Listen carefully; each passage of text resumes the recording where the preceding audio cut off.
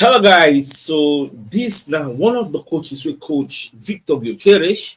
So him they do like a review. They explain to the Arsenal fans the type of player way Gyokeres be so that we will know what thing we really get. So I would like me to listen to Ram and myself I would react to this particular video.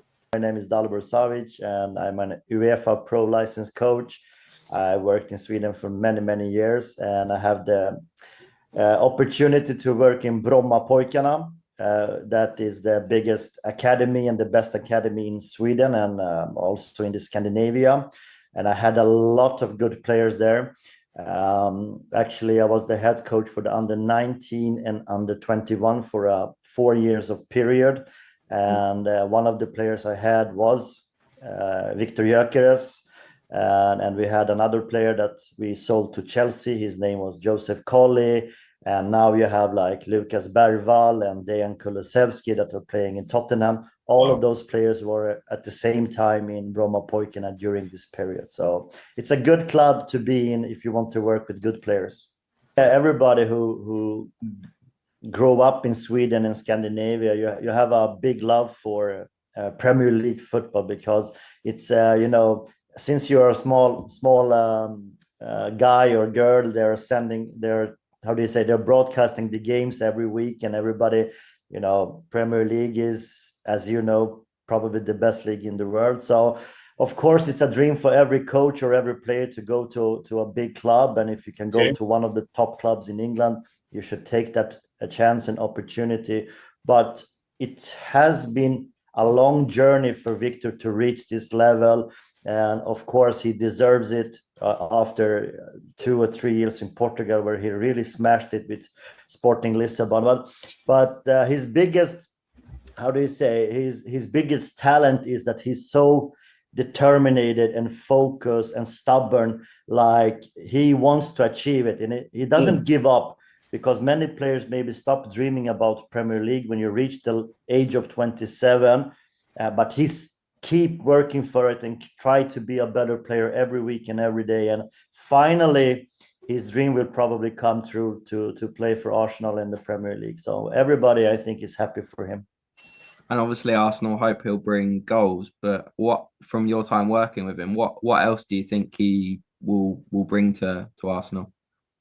Yeah, first of all, he's a really professional guy, so he will always do his best. Not only if he's playing or not playing, he will always do his best in the sessions, in the training sessions, in the locker room. He will always work extra. He will always try to be prepared when he get the chance to play. Of course, everybody knows that Victor Gyokeres is a top level player, top striker in Europe right now. But the question is he a world-class player? And I think this is what he needs to prove by coming to Arsenal, that is one of the biggest clubs in the world. If you're not a world-class player and if you're not performing, you will probably not play so much. So I think he's going to come very prepared. He's going to work really hard. He's going to not only play offensively and try to score, but he's going to play hard defensively, like pressing and tackling and winning the balls. So I think if he just get the early goals on in the season, to remove the he pressure, will probably reach a world-class player. But it's let's see.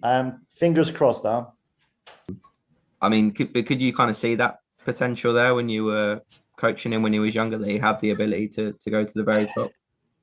I mean, everybody knew that Victor is going to be a top player, but reaching these clubs that we're talking about, the Premier League or Serie A or La Liga or the League One, the top clubs, you can never predict that.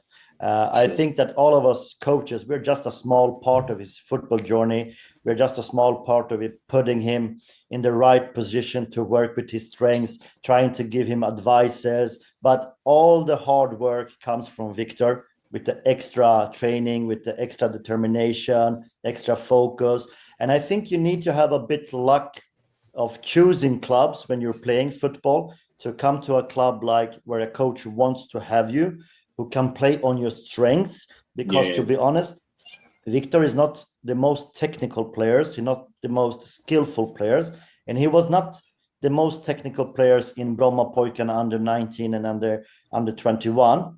But he was a how do you say, he was a power striker. He was running deep, he was running fast, he was running strong, and you can see that's his style of playing right now. Also, he's very physical and a very deep going striker, you know, behind the lines. So playing in Coventry, they probably played a lot of transitions, like staying low and fast transitions. Breakouts, yeah, so now counterattacks. playing in Arsenal, it's maybe a different style of football where they have a lot of the ball, where they have controlled possession, controlled established attack. Can he fit in that system? And that's the last thing he needs to reach if he wants to be a world-class player. But getting the chance to score in Arsenal, he will probably get more chances in scoring with Arsenal than playing with Coventry. Jamie, I want to be the talk. Well, the letter say, can he manage the defenders in the EPL? How many top defenders there for this CPSF? How many top defenders there here?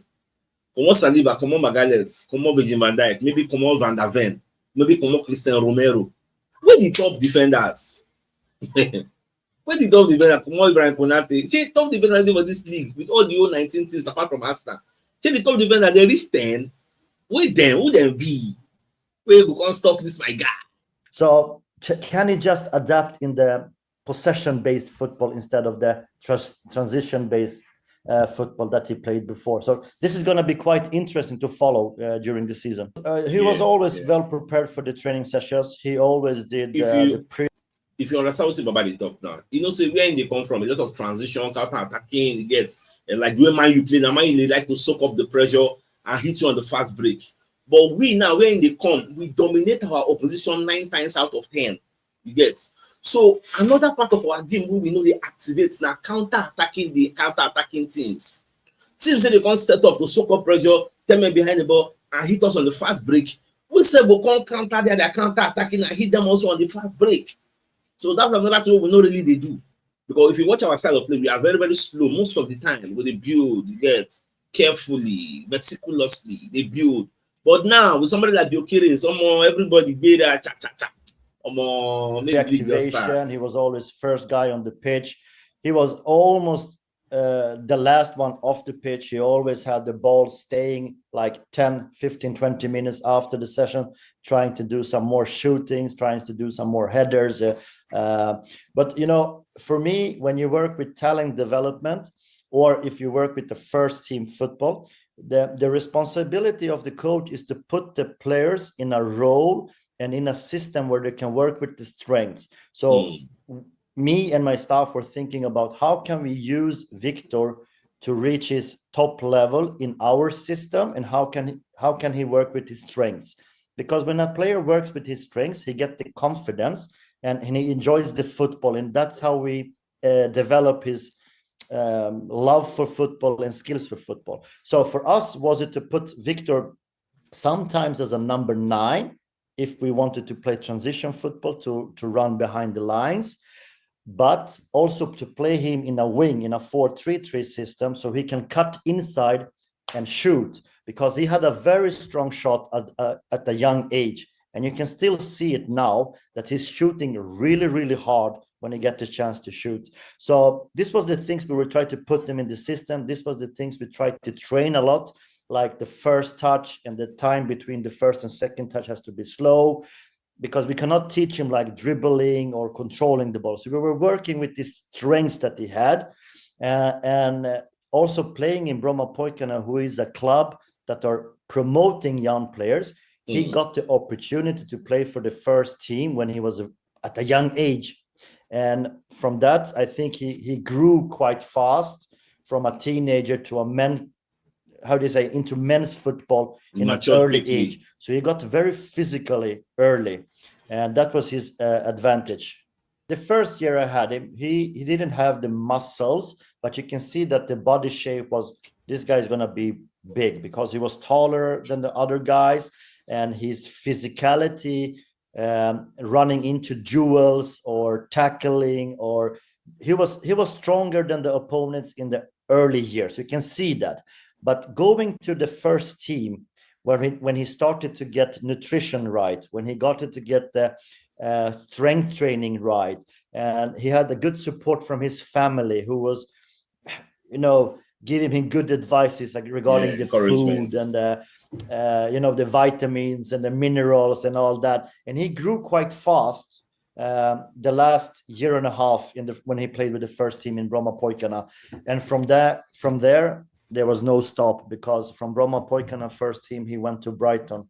So they probably saw everything that I'm talking about right now. I think he made the right choice going to Portugal and going to one of the better clubs there, maybe the best club. I mean, if you score like 44 goals a season or whatever he did in one season, you're dominating the game.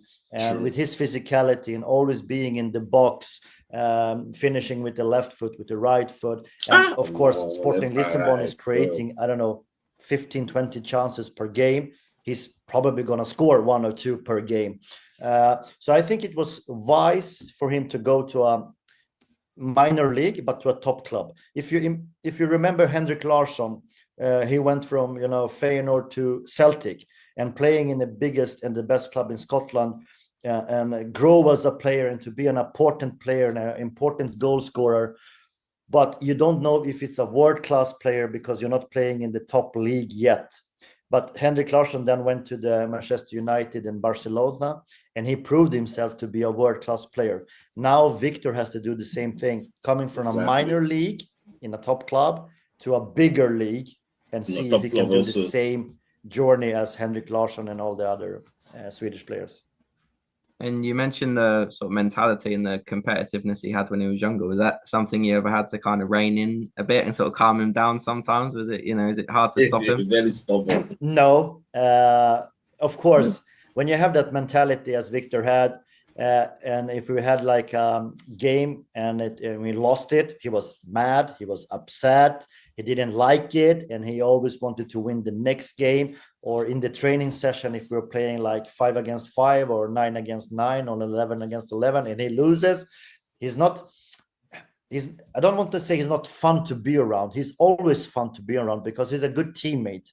I think he's humble. I think coaches like him. I think the other players are like him, but he wants to win. If there's a shooting drill, he wants to win it. If it's a running drill, he wants to win it. So I think this mentality is what has taken him to the top level of football, because I had a lot of talented players who'd stop working, because they were talented, like dribbling and keeping the ball, but they didn't have the mentality that you need to have to reach top level. So for me, it was a long time working with Victor, but what I remember is these small things that I can tell you about. So